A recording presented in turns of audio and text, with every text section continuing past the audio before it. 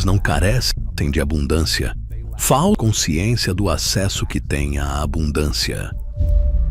Isso quer dizer que tem mais do que o suficiente para todos. E ainda sobraria. Mas a maioria nem percebe isso. Seria como viver achando que o ar é limitado. Aí, eu não ia querer respirar demais, porque talvez faltasse para os outros. Estrategista de negócios e autor best-seller, saiu da pobreza e construiu uma empresa multimilionária, ajudando milhares de pessoas a repensarem dinheiro, valor e propósito. Myron Golden. Acho que essa é a habilidade mais importante para qualquer empreendedor. Vender. Eu fui condicionado a rejeitar isso, porque achava ruim. Você aprende a não falar de dinheiro e a não pedir por ele. Então, nem percebe que carrega uma programação subconsciente contra vendas. Sim. Quando a gente se apega à ideia de que tudo está contra nós, como passa a acreditar que as coisas estão a nosso favor? Primeiro, uma das coisas que mais admiro em você é como fala de fé e abundância financeira ao mesmo tempo. Se alguém está quebrado financeiramente, isso quer dizer que também está espiritualmente falido? Não falência espiritual. Acho que a pessoa provavelmente está espiritualmente O que isso enganada. significa? Bom, quer dizer que a maioria acredita que o dinheiro é mau por natureza. É nisso que a maioria acredita. Que para ganhar muito dinheiro, é preciso fazer algo ruim. E, se alguém tem muito dinheiro, já fez algo ruim. Certo. Mesmo sem perceber, muita gente pensa assim. Já quem começa a ter algum sucesso, passa a ver o dinheiro não como mal, mas como neutro. Eu não acho que a riqueza seja má nem neutra por natureza. Acho que ela é boa, embora haja gente que a use para o mal. Certo. Certo? É isso que quero dizer quando falo em engano espiritual. Porque acredito na Bíblia. Satanás é um ser espiritual. Deus também, mas não religioso. Então, riqueza e pobreza são conceitos espirituais. Na verdade, isso é muito interessante, porque a primeira tentação da história foi focar na falta. Adão e Eva tinham tudo no jardim do Éden, menos uma coisa.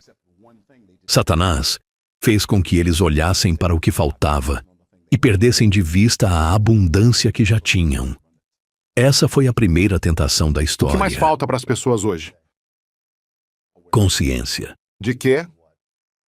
De quase tudo. Mas eu gosto de dizer que as pessoas não carecem de abundância. Falta a elas consciência do acesso que têm à abundância. O que isso significa? Que há mais do que o suficiente para todo mundo ter mais do que o suficiente. E ainda sobraria. Mas a maioria das pessoas nem percebe que essa é a realidade. Seria como viver achando que o ar é limitado. Aí, eu não ia querer respirar demais, porque talvez faltasse para os outros. Se você é uma boa pessoa, pode pensar assim, certo? Mas existem oportunidades por toda parte. Alguém pode dizer, Myron, eu não sei fazer nada, só sei cozinhar. Não dá para ganhar dinheiro cozinhando? Fala isso para Rachel Ray. Ela é milionária e ficou rica gravando conteúdo de culinária. Eu sou só dona de casa. Mas uma pessoa que cuida do lar pode dizer, sou só dona de casa, não sei fazer nada além de transformar a bilionária, com B, e criou conteúdo a partir disso. No fim, não importa qual seja a sua habilidade. Existe um caminho. Bom, não vou dizer que não importa, porque importa um pouco. Mas, se você é um adulto funcional e consegue cuidar de si, existe abundância suficiente ao seu redor para enriquecer. Você só ainda não percebeu isso. Então a principal coisa que falta é consciência. Exato. Porque toda transformação começa com consciência. Houve uma época em que o que você mais queria era ser jogador de futebol americano. Mas quando você quebrou o pulso, perdeu a chance de ser jogador de futebol americano e ficou sem rumo por um tempo, foi porque não fazia ideia de que se tornaria este Lewis Howes. Você nem imaginava que esse Lewis Howes pudesse existir. Certo. Mas a capacidade de se tornar este Lewis Howes sempre esteve dentro de você, desde que percebesse as oportunidades quando elas surgiam. Então, quando a sua irmã disse, ou você paga aluguel, ou vai ter que sair de casa, ela ajudou você a perceber que outras pessoas esperavam que você se virasse sozinho. Então, talvez você conseguisse se virar. Entende? O problema é a falta de consciência sobre a sua capacidade de crescer e sobre as oportunidades que estão ao nosso redor o tempo todo. Se alguém se vê como uma boa pessoa espiritual, tem essa imagem de si, talvez vá muito à igreja, talvez fale bastante sobre a própria fé, talvez sinta que está agindo de acordo com essa fé, mas enfrenta muita dificuldade financeira. O que mais falta para essa pessoa? Consciência, coragem para agir e ganhar mais dinheiro, a crença de que o dinheiro pode ser algo bom. O que mais falta? Existem pessoas espirituais e ainda assim não entendem conceitos espirituais, certo? E há pessoas religiosas que também não entendem esses conceitos. Quando falo em religião, quero dizer o seguinte: eu não acredito que Deus seja uma figura religiosa. Não acredito que a Bíblia seja um livro religioso, o que é bem diferente do que a maioria pensa. A Bíblia é um documento de governo. Ela não é um documento religioso. E para mim, religião é quando uma pessoa, ou um grupo de pessoas, cria um monte de regras para si e para os outros seguirem para apaziguar Deus. Só que a Bíblia não diz que você precisa fazer algo para apaziguar Deus. Ela é um livro sobre um rei, um reino, uma família real e a formação cultural de uma terra estrangeira chamada Terra. Então me diz, um reino é religião ou governo? Acho que depende de como você interpreta reino. Se for um reino espiritual, em vez de um... Reino é o domínio do rei. Ok. O território sobre o qual ele governa. É a esfera sobre a qual ele reina. Sim. Então é um governo, certo? A maioria das pessoas, quando pensa em reino, pensa num lugar físico. Mas reino é uma jurisdição sobre a qual um rei governa. Por isso, se você pensar nos Estados Unidos, na Rússia, na China ou em qualquer país, eles têm território, mas também controlam o espaço aéreo acima dele, certo? Quando penso em um rei, penso em alguém que governa um domínio. E acredito que, mesmo que as pessoas não percebam, o físico não é a realidade. É só uma manifestação dela. A espiritualidade é a realidade. O invisível é a realidade. Esta mesa física aqui na nossa frente é feita de moléculas invisíveis, que não conseguimos ver nem tocar. Mas conseguimos tocar a mesa. Por quê? Porque ela é um retrato disso. Só essa ideia de que tudo o que é físico é feito de moléculas invisíveis já mostra que o invisível é a base do visível. E o físico é uma manifestação do espiritual. Tem muita coisa que eu quero te perguntar sobre riqueza. Sim, Mas sinto que sua trajetória é única, porque você não cresceu com riqueza. era de dar dó. Daquele tipo de pobreza que faz até pobres ter pena de você.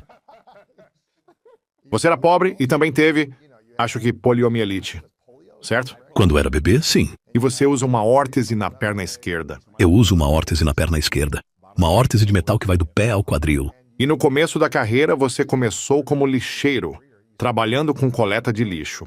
Dirigindo um caminhão de lixo por $6,25 por hora. Sim. Casado e com um bebê recém-nascido. Então você não tinha dinheiro. Não, E também não tinha mentalidade de prosperidade. eu não tinha mentalidade de riqueza, mas já tinha alguma consciência sobre isso.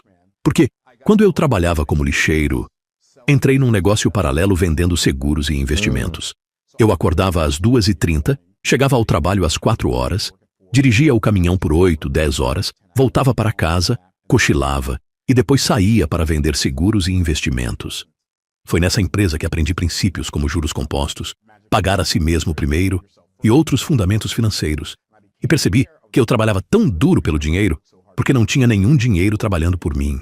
E foi aí que começou minha jornada de transformação. Essa pessoa é rica. Ela não é mais talentosa do que eu. Se deu certo para ela, pode dar certo para mim. A diferença é que ela era boa nisso, e eu era péssimo em vendas. Vendas foi a habilidade que mais te ajudou a construir riqueza? Acho que é a habilidade mais importante que qualquer empreendedor ou qualquer pessoa que queira ter sucesso pode desenvolver. É preciso aprender a vender. E as pessoas dizem, eu simplesmente não nasci para vender. Mas eu acredito que todo mundo nasce sabendo vender. Só que isso é tirado da gente por esse mecanismo social e cultural quase hipnótico. Sério? Você está com 2 bebês de 4 meses, certo? Eles já te acordaram no meio da noite E convenceram você a ir cuidar deles? Claro, com choro. Sim. E a minha neta, quando tinha 3 anos, disse: Vovô, quero que você sente no chão e brinque comigo. Eu falei: Ari, agora não dá, porque tenho que fazer X, Y e Z. E ela respondeu: Mas, vovô, você tem que sentar. Aí eu pensei: por que eu não pensei nisso antes? Então eu sentei no chão e brinquei com ela. Todos nascemos vendedores. A gente pede, ouve não, pede de novo, ouve não, e pede outra vez. Posso pegar um biscoito? Não. Posso pegar um biscoito? Não. Posso pegar um biscoito? Toma logo o pote inteiro e vai brincar. Certo. Só que isso vai sendo tirado da gente. No meu caso, isso foi tão arrancado de mim, porque eu achava tudo isso meio nojento. Eu achava vendas algo nojento. Não queria ficar implorando dinheiro para ninguém. Você é condicionado a não gostar de falar sobre dinheiro, a não pedir dinheiro, e muito menos a estranhos. Então nem percebe que carrega toda essa programação subconsciente contra vender. E até vendedores têm programação subconsciente contra vendas. As pessoas adoram comprar, mas odeiam que vendam para elas. Acho isso uma das coisas mais idiotas que já ouvi. Isso é idiota demais. Não faz o menor sentido. Eu acredito que as pessoas gostam de comprar e gostam de uma boa venda. O que elas odeiam é ser convencidas. E convencer é o recurso de quem vende mal. Qual é a diferença entre convencer alguém e vender para essa pessoa? Ótima pergunta. Venda é persuasão. Convencer é quando eu tento fazer você agir do jeito que eu quero, pelos meus motivos. Eu chamo isso de bafo de comissão, certo? Já a persuasão é quando eu ajudo você a tomar uma decisão que você já quer tomar, pelos seus próprios motivos. Você já teve aquela lista do tipo: quando eu tiver dinheiro suficiente, vou comprar um desses? Certo? Quase todo mundo tem uma lista assim. Certo? Quando eu tiver dinheiro suficiente, vou comprar qualquer coisa. Certo? Um dia eu percebi que existem milhões de pessoas no mundo. Ou pelo menos milhares, dezenas de milhares, talvez centenas de milhares, que adorariam comprar aquilo que eu adoraria vender, se soubessem que eu existo. Só que a maioria das pessoas, nos negócios e nas vendas, sai por aí procurando gente para empurrar alguma coisa. E as pessoas me perguntam isso o tempo todo. Myron, como eu encontro gente para vender minhas coisas? Mas, se você faz a pergunta errada, como espera receber a resposta certa? A pergunta melhor é: como eu faço para ser mais fácil de encontrar por quem já quer comprar o que eu já quero vender? A verdade é que se você já comprou qualquer coisa na vida, foi porque aquilo foi vendido para você.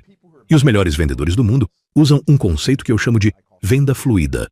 Isso significa vender algo para você e fazer você sentir que a ideia foi sua.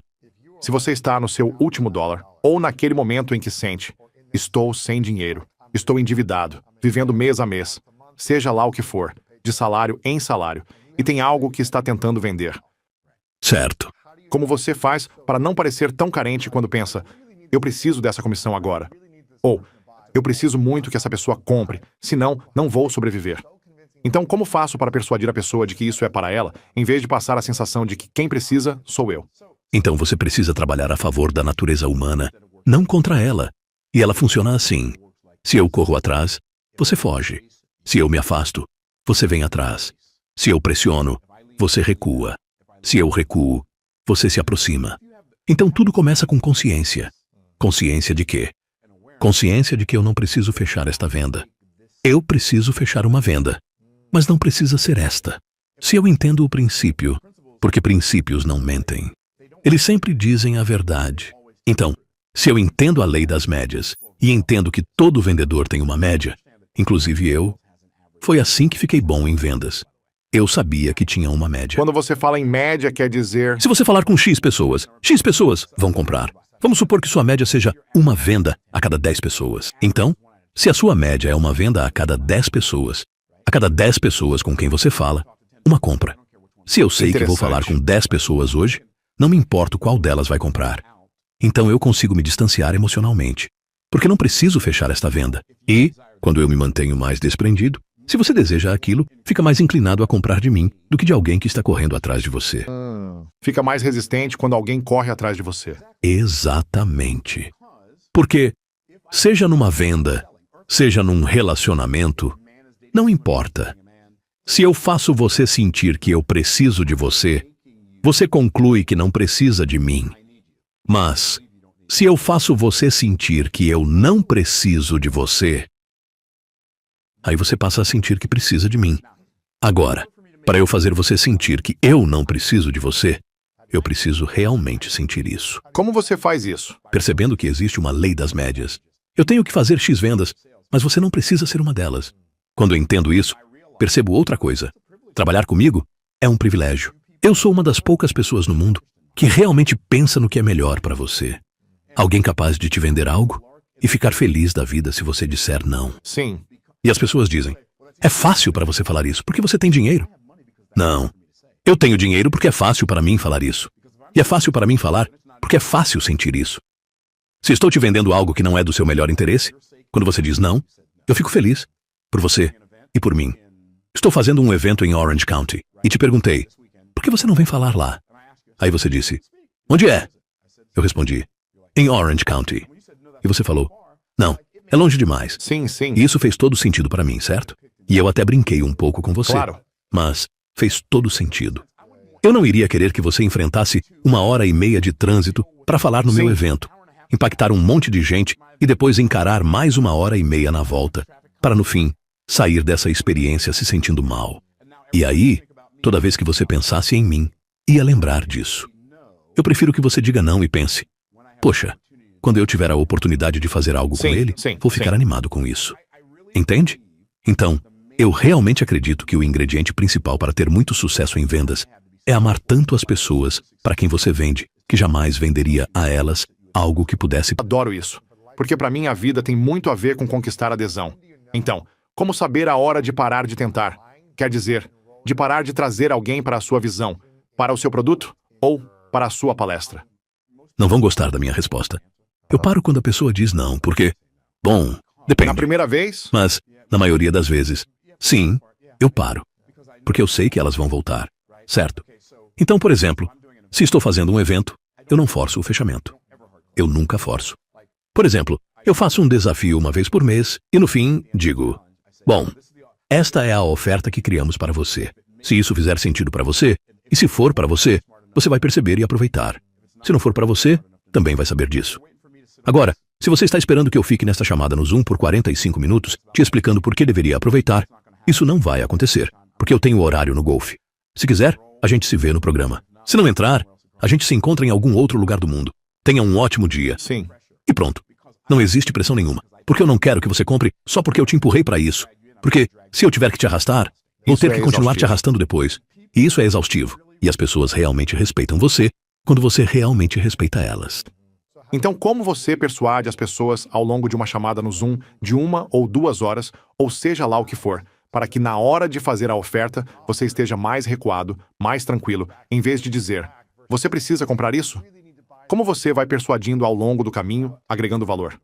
O primeiro problema que a maioria das pessoas tem em vendas e em persuasão, ou no que acham que é persuasão, que na verdade é só um modelo de vendas bem ultrapassado e horrível, é falar das coisas erradas na apresentação. Elas não fazem nenhum posicionamento e depois sentem que precisam implorar para as pessoas comprarem.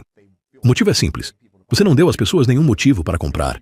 Você apresentou o que tem valor para você, mas não o que tem valor para elas. Veja, para alguém comprar de você, é preciso revelar valor para essa pessoa. Mas, se você quer fazer isso, precisa saber o que ela valoriza. Se não sabe o que é valioso para ela, não tem como revelar esse valor. Não faz sentido? Como descobrir o que tem valor para a pessoa? Bom, primeiro você precisa entender de onde vem o valor, certo? Então, de onde ele vem? De alguns lugares diferentes. O primeiro é das faltas percebidas no passado. Coisas que fizeram falta lá atrás acabam ganhando valor no presente. Quando eu tinha 17 anos, o irmão do meu amigo Stan, o Lonnie, tinha um Pontiac GTO 68 e eu queria comprar aquele carro dele. Mas ele não quis me vender. Então adivinha o que eu comprei 2 anos atrás? Um Pontiac GTO conversível 1968. Zero. Esse carro custava $3.300. Eu paguei $40.000 nele, certo? E acabei de recebê-lo de volta da restauração.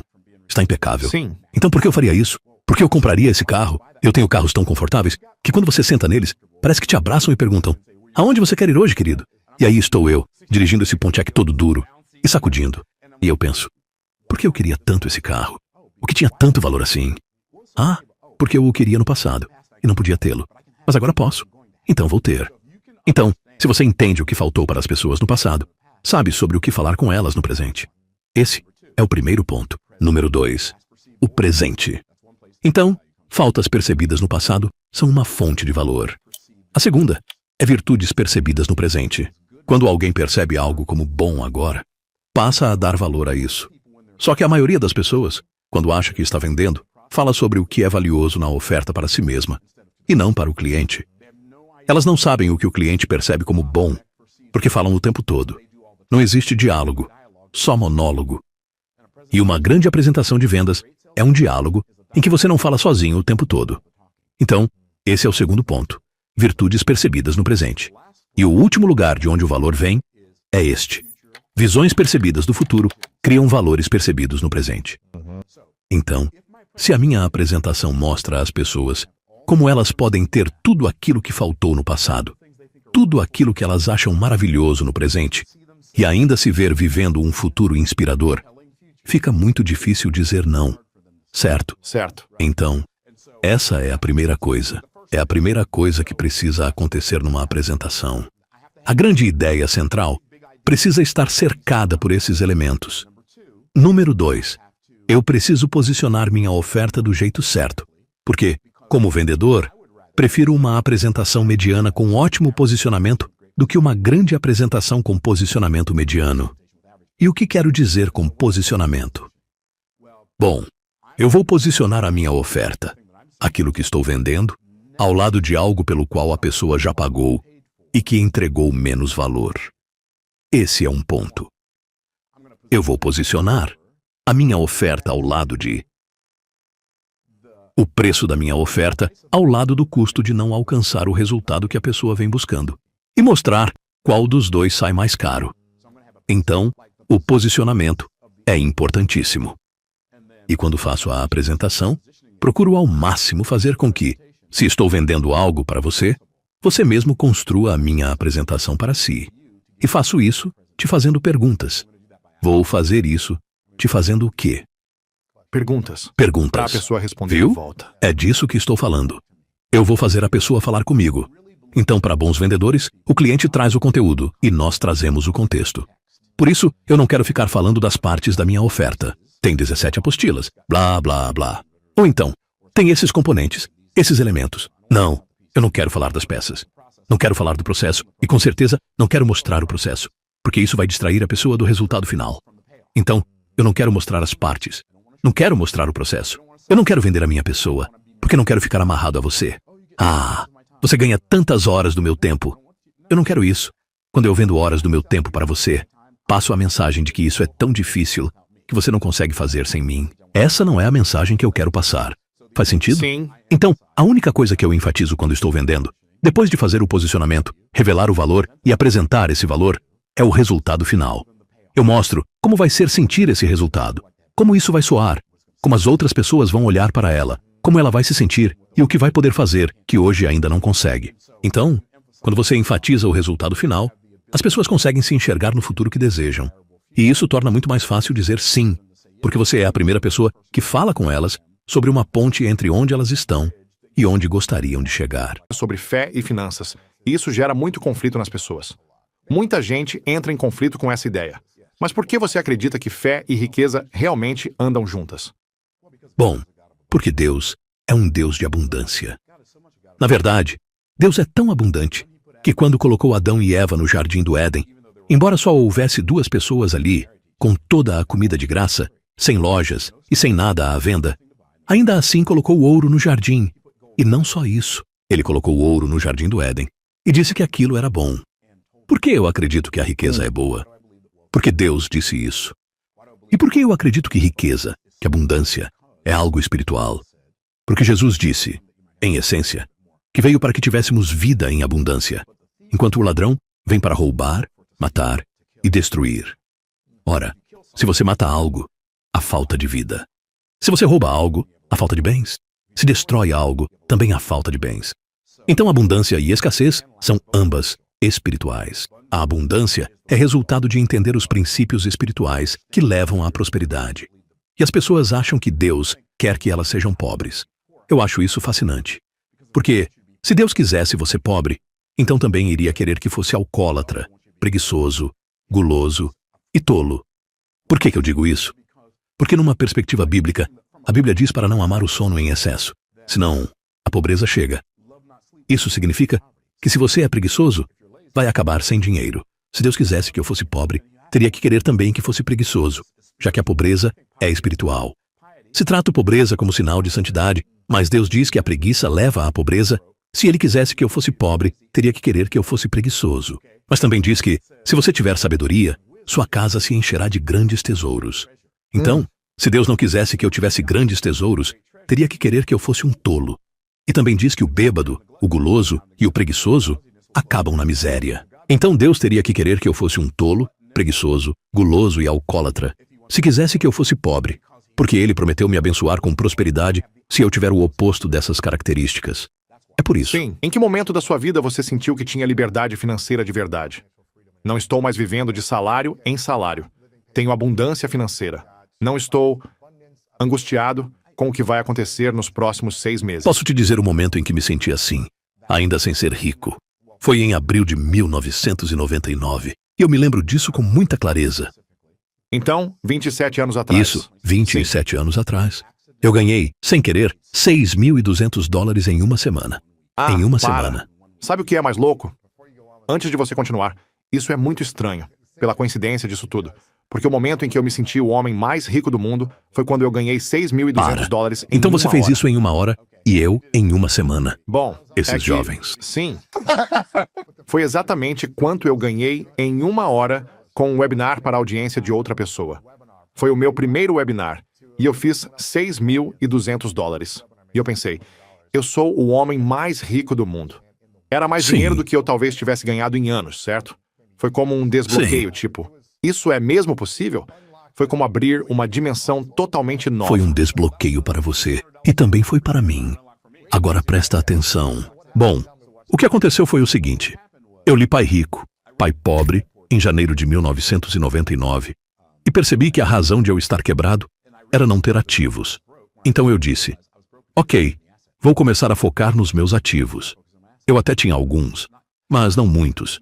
Eu tinha uma renda pequena de marketing de rede, de um negocinho que eu tocava. Além disso, eu era um evangelista itinerante. Sim. Então, recebia quando as igrejas me davam uma oferta. E também vendia gravações dos meus sermões por $5 no fim dos cultos. Então, o que aconteceu foi que eu nem tinha uma meta. Simplesmente, uma igreja me convidou para falar de domingo até quarta-feira. Então, eu fui e falei de domingo a quarta. E quando terminei, me deram um cachê de $2.000. Naquela semana, eu também ganhei $2.100 com a minha empresa de marketing de rede e vendi $2.100 em fitas. Uau! Em 1998, eu só tinha ganhado $48.000 no ano, uma média de $4.000 por mês. E agora, eu tinha feito $6.200 em uma semana, simplesmente porque mudei meu foco para adquirir e construir ativos. Assim que fiz esses $6.200, eu disse, ganhei $6.200 esta semana. A primeira coisa que falei foi, uau! E como é que eu faço isso de novo? Exatamente. Antes mesmo de perguntar, como faço isso de novo? Eu pensei, isso foi tão fácil. E então, me veio uma ideia. Talvez seja mais fácil ganhar muito dinheiro em pouco tempo do que ganhar pouco dinheiro ao longo de muito tempo. Assim que pensei nisso, eu falei em voz alta. Daqui para frente, pelo resto da minha vida, vou ignorar todos os caminhos difíceis para ganhar pouco dinheiro. E vou focar só nos caminhos fáceis para ganhar muito. Transformou a minha vida. Em julho daquele mesmo ano, eu fiz $8.000 em um único dia na bolsa, simplesmente porque decidi acreditar que é mais fácil ganhar muito dinheiro em pouco tempo do que ganhar pouco dinheiro ao longo de muito tempo. Então, mesmo que depois disso eu tenha passado por momentos de aperto financeiro, eu já sabia de uma coisa. É mais fácil ganhar muito dinheiro em pouco tempo do que ganhar pouco dinheiro ao longo de muito tempo. Depois daquele momento, passou a ter uma nova crença, mas ainda assim voltou a ficar quebrado mais tarde. Sim, eu ganhei milhões de dólares e depois fiquei quebrado Sério? de novo. Houve toda uma sequência de situações que começou em 2007. Meu filho mais velho sofreu um acidente de carro e faleceu 4 dias depois. Foi a experiência mais devastadora, surreal, dolorosa e inacreditável da minha vida. Até hoje. Quantos anos ele Ele tinha? tinha 20. Poxa. Sim, foi... Sim. Ele faleceu 4 dias depois. E no ano seguinte, sem querer passar rápido por isso, mas uma coisa dessas realmente acaba com o seu impulso. A vida Não é? inteira. Exatamente. Até hoje, de longe, foi a coisa mais difícil que já enfrentei na vida. Antes de continuar, qual foi a maior lição que isso te ensinou sobre a vida? Perder seu filho dessa forma. Qual foi a maior lição que aquela fase te trouxe? Mostrou o quanto Deus me ama. Sério? Sim, Como assim? porque como homem de verdade, você quer proteger sua família, quer sustentar sua família. E eu tinha dinheiro. Eu tinha muito dinheiro. E o meu dinheiro não pôde me ajudar. E eu estava no quarto do hospital, vendo meu filho dar o último suspiro. Meu Deus! Sabe o que foi ainda pior? Ver minha esposa, meu outro filho e filha assistindo àquilo, ver meus filhos vendo o irmão morrer, ver minha esposa vendo o filho morrer, e eu não poder fazer absolutamente nada. Eu teria feito qualquer coisa, até trocado de lugar com ele. Aí, alguém pode perguntar, mas como isso te mostrou o amor de Deus? Porque Deus viu o filho dele morrer por mim, e ele poderia ter feito alguma coisa a respeito, mas não fez. E isso me tornou profundamente consciente de um tipo de amor que eu não sou capaz de compreender. Mas tenho toda a capacidade do mundo para valorizar. Então essa foi a maior lição que aprendi. Uau! Em que momento você conseguiu enxergar essa perda com consciência a ponto de sentir amor em vez de raiva, revolta ou qualquer outra emoção? Porque imagino que isso não tenha acontecido de imediato. Não. Foi ali mesmo que eu percebi isso. Sentado naquele quarto de hospital, vivendo tudo aquilo. Era nisso que eu estava pensando. Deus te Deus ama. me ama mais do que eu sou capaz de imaginar. Eu nem sei se alguém consegue pensar assim num momento daqueles, diante do próprio filho. Eu não conseguia pensar em mais nada. Em Sério? mais nada. Mas você precisa entender uma coisa. Eu me converti aos 16 anos. Comecei a ler a Bíblia aos 16, a versão King James, e comecei a estudá-la aos 20. E eu já tinha, naquela época, uma consciência muito clara de que o invisível é o que de fato é real e que o mundo físico é apenas uma manifestação disso. Então, esse nível de consciência eu já tinha. E havia outras coisas que nos meus estudos Deus vinha me mostrando. Ao longo dos anos que antecederam aquilo, que me colocaram numa posição em que essa foi a conclusão a que eu cheguei. Na verdade, quando meu filho morreu, por mais duro que tenha sido, e foi, eu não consigo descrever o quanto foi difícil, mas eu fiz questão de pregar no funeral do meu filho, porque eu não queria que outra pessoa distorcesse o significado daquilo. Porque toda a minha família teria de conviver com essa conclusão pelo resto da vida, e eu queria dar a eles uma perspectiva de Deus. Muita gente enxerga Deus meio como um gênio da lâmpada. Eu oro, e ele faz o que eu quero, e eu leio a Bíblia para agradá-lo. Eu não acredito assim. Deus é o meu rei. Ele é soberano. Se ele faz alguma coisa, então aquilo é o melhor que pode ser feito, mesmo que não seja o que traz a melhor sensação. Se eu não consigo confiar nesse nível, então não é realmente Deus. Talvez fosse um Deus submetido a mim, mas não quero um Deus assim. Como alguém vendo guerras e injustiças, pode acreditar nisso? Tem gente morrendo no mundo inteiro, essas guerras, esses sofrimentos. Como eu vou acreditar que isso é o melhor vindo de Deus? Vou te dar duas respostas. Como é que eu acredito que a água é molhada? Não importa se eu acredito ou não, ela é. Essa é a primeira resposta. A segunda é esta. Se Deus não pode mentir, e Ele é bom, e diz que é bom, se eu realmente acredito que Ele é o Deus que diz ser, então, quem é soberano é Ele, não eu.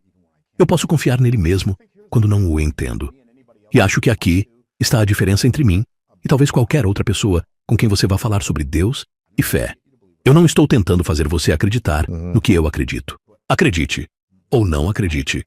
Mas a fé que eu tenho é inabalável. Deus é soberano. Isso é fascinante. Eu poderia te dar uma resposta teológica longa para a pergunta que você acabou de fazer, mas a melhor resposta é esta. Se Deus é realmente Deus, o Ser Supremo e o Criador de tudo, então Ele pode fazer basicamente o que quiser. Quando eu era criança, eu montava carrinhos em miniatura. Não sei se você já fez isso. Naquela época, não tinha internet.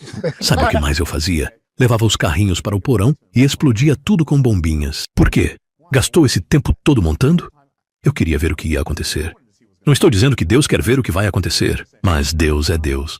Se Ele é realmente Deus, e se tudo realmente pertence a Ele, então, quando quiser que eu entenda por que as coisas estão funcionando do jeito que estão, quando chegar a hora certa para eu saber, eu vou saber. Vai descobrir. Parte da sua equipe estava me fazendo algumas perguntas antes de você entrar. A gente estava conversando, e uma das perguntas foi: você já entrevistou tanta gente, tantos especialistas ao longo dos anos. Qual é a única coisa que talvez eles não digam nas entrevistas, mas que você percebeu que faz com que realizem tanto e alcancem o que alcançam? E na hora, eu respondi: crença. 100%. E isso é algo que você repetiu várias vezes agora. Essa crença de: eu acredito que é possível ganhar mais dinheiro com menos trabalho. Eu acredito que dá para ganhar mais em menos tempo. Depois que você mudou a crença, passou a enxergar como fazer isso. As oportunidades. Pode decidir acreditar. Eu decidi acreditar que é mais fácil ganhar muito dinheiro em pouco tempo. Sim.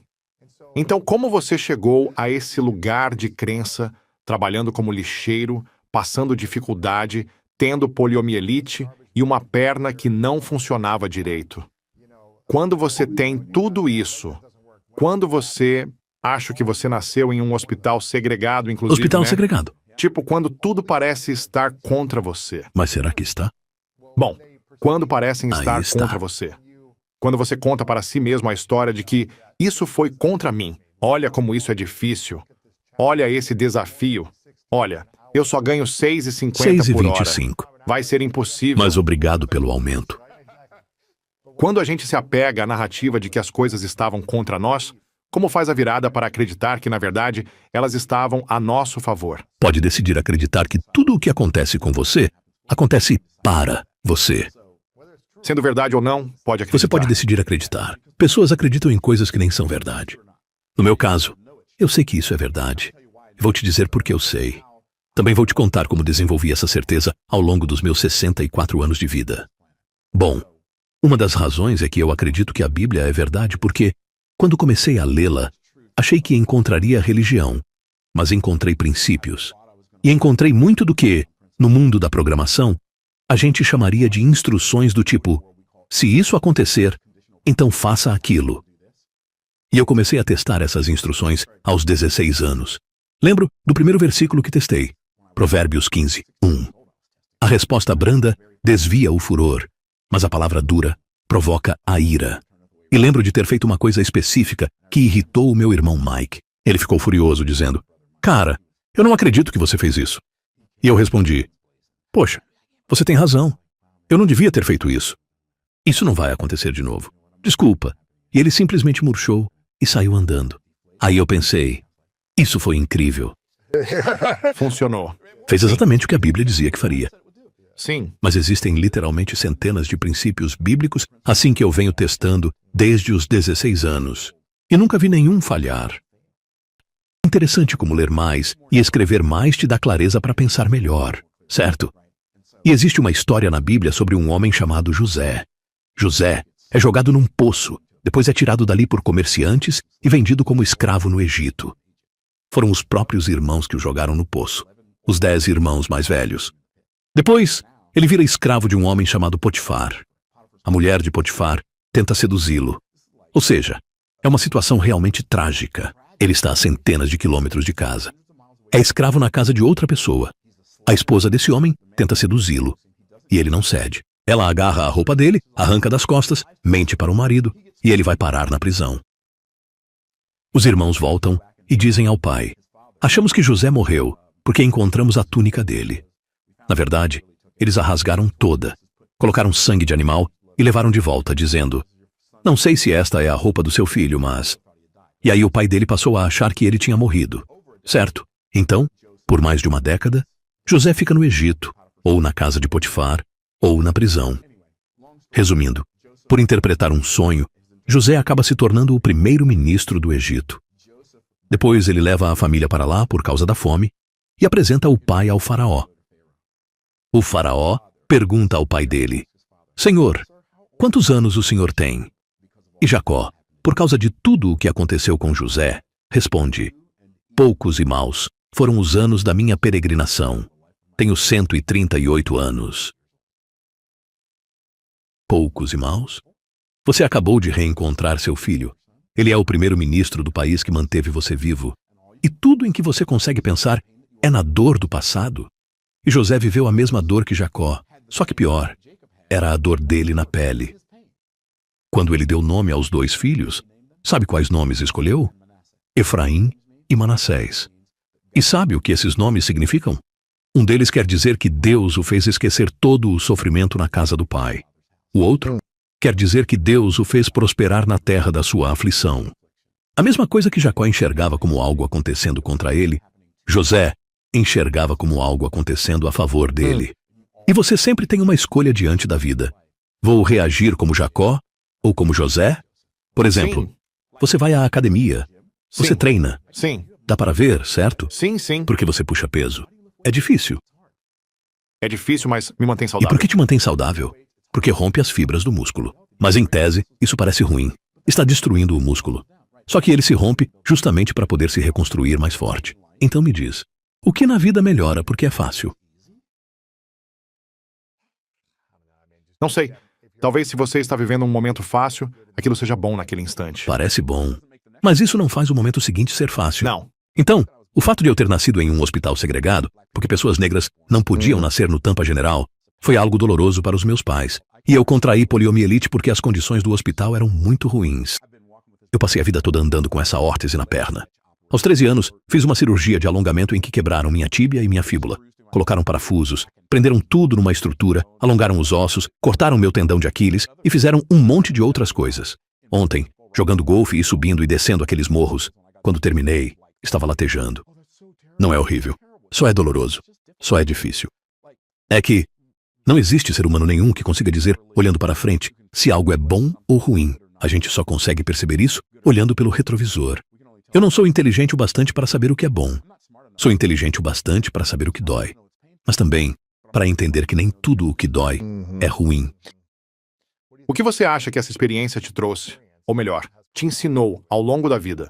Ter tido poliomielite? Oh, Ter sim. passado por perna quebrada, hastes, tudo isso. Essa experiência e viver com isso, você acha que estaria onde está hoje, financeiramente? De jeito nenhum. Na vida? Não. Espiritualmente? Não. Nem em outra Onde você galáxia. acha que estaria Não. se isso não tivesse acontecido? Isso depende. Provavelmente eu seria algum tipo de atleta profissional. Eu era muito atlético. Ainda sou muito atlético. Eu teria ficado muito distraído com o esporte. E quando digo distraído, quero dizer focado nisso, porque todo foco também é uma distração. Então eu teria concentrado minha vida em um esporte que talvez me deixasse famoso e rico. Mas talvez eu já tivesse perdido tudo a esta altura, certo? Como acontece com a maioria dos atletas profissionais. Então, eu acredito que Deus, em sua sabedoria soberana, determinou que eu passaria por todas essas experiências para que meu corpo desacelerasse e minha mente acelerasse. Meu Deus! Mas essa é a crença que você construiu a partir dessa experiência. Exatamente. Essa crença, eu não sei se a criei ou se apenas a descobri. De um jeito certo? ou de outro. Foi a crença que você escolheu adotar. Sem dúvida eu escolhi acreditar nisso. Sim, porque eu consigo ver isso. Eu me lembro de quando era criança, porque eu queria muito correr. Só que eu não conseguia, porque minha perna não. Tem certas coisas que ela simplesmente não faz. Aliás, a maioria das coisas que uma perna faz. E eu não podia correr. Mas me lembro de passar horas observando outras pessoas correrem, tentando descobrir se eu conseguia inventar algo que me ajudasse a correr. Certo? Porque eu sempre quis correr. Eu sempre digo, como eu não podia correr, aprendi a lutar. Então, já que eu não podia correr, isso me tornou extremamente observador. Conheço essa sensação. Quando você não consegue Sim. fazer, você consegue observar. Você observa. Sim, eu era assim na escola também. Eu ficava praticamente no fim da turma o tempo todo e não tinha habilidade para me conectar com as pessoas, porque era inseguro, achava que não era inteligente nem engraçado o bastante. Então eu quase não falava. Mas eu ficava vendo as pessoas conversarem, observando tudo. Observava a dinâmica entre elas, o comportamento, e pensava, por que aquela pessoa riu? Por que aquela respondeu assim? Por que aquela abraçou a outra? Eu passava o dia inteiro olhando as pessoas e observando. E eu acho que isso me deu uma perspectiva diferente sobre por que as pessoas fazem certas coisas ou dizem certas coisas. Então aquela insegurança ou aquela carência que eu sentia me fez ficar mais observador para entender.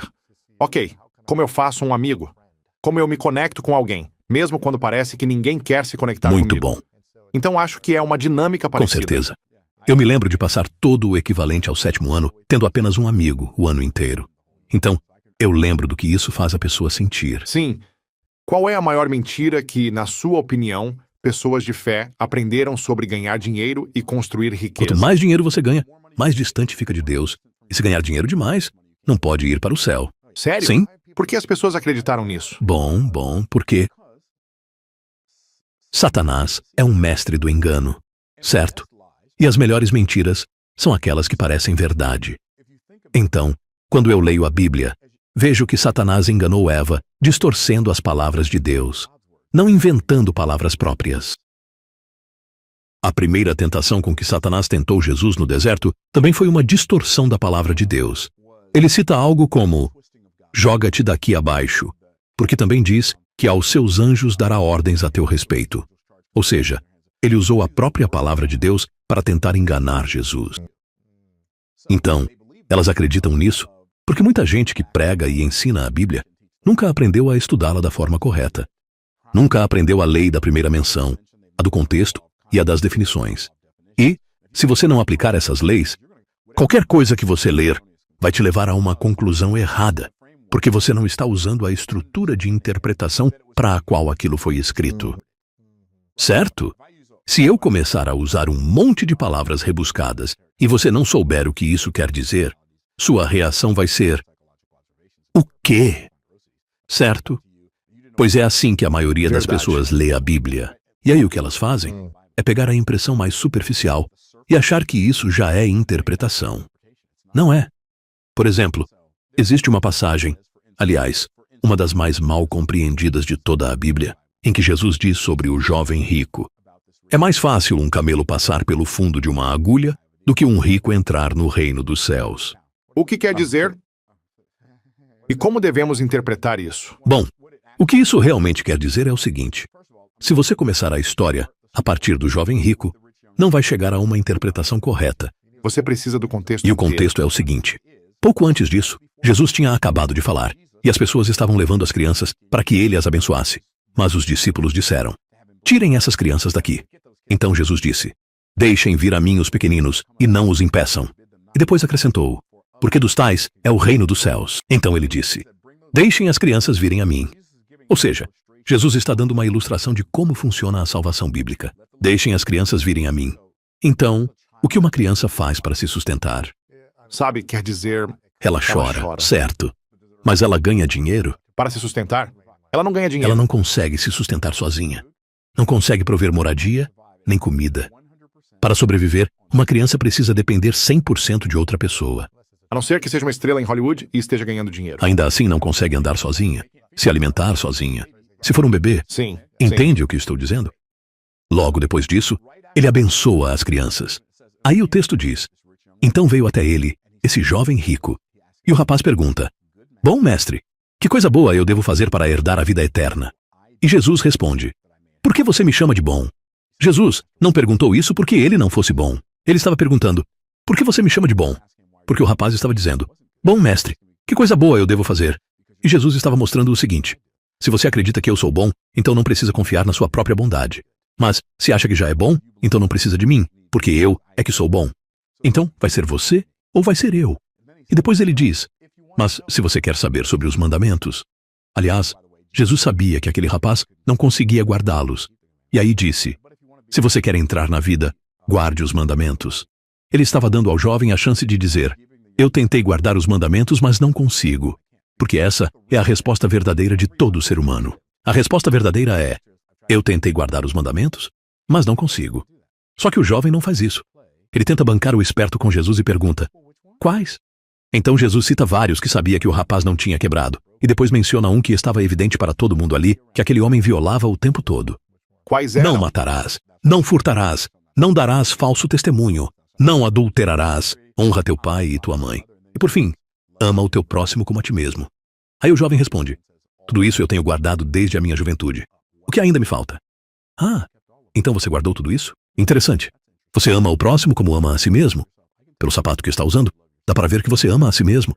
Pela roupa e pela carruagem em que chegou, dá para ver isso também. Você ama o próximo como ama a si mesmo. Certo. Então, você vai mentir para mim? Vamos colocar isso à prova. Vai, vende tudo o que você tem, dá aos pobres e vem me seguir. E o jovem foi embora triste, porque tinha muitos bens. Então ele não amava o próximo como amava a si mesmo, porque se amasse, estaria disposto a fazer aquilo. E aí Jesus disse: dificilmente um rico entrará no reino dos céus. Agora, a palavra rico que Jesus usa ali é plousios, em grego, e significa rico em sentido figurado. Aquele homem era rico em justiça própria. Ou seja, ele não estava disposto a receber a justiça de Cristo. E eu sei que isso é verdade, porque estudei a Bíblia e faço estudo dos termos. O único outro lugar em que essa palavra, plousios, aparece no Novo Testamento é em 2 Coríntios 8, 9, quando diz, em essência, que Jesus, embora fosse rico, rico em justiça, por amor de nós se fez pobre, para que nós, por meio da justiça dele, nos tornássemos ricos. Então é o mesmo contexto e a mesma definição. E quando Jesus diz, é mais fácil um camelo passar pelo fundo de uma agulha do que um rico entrar no reino dos céus, os discípulos ficam confusos. O texto diz que eles ficaram perplexos. E então perguntam, então quem pode ser salvo? Por quê? Porque Davi era rico. Se Jesus estivesse falando de riqueza material, então Abraão, que é a primeira pessoa que a Bíblia chama de rica, também não poderia entrar no céu. Davi, Abraão, Isaac, Jacó, José, Salomão, os pais deles,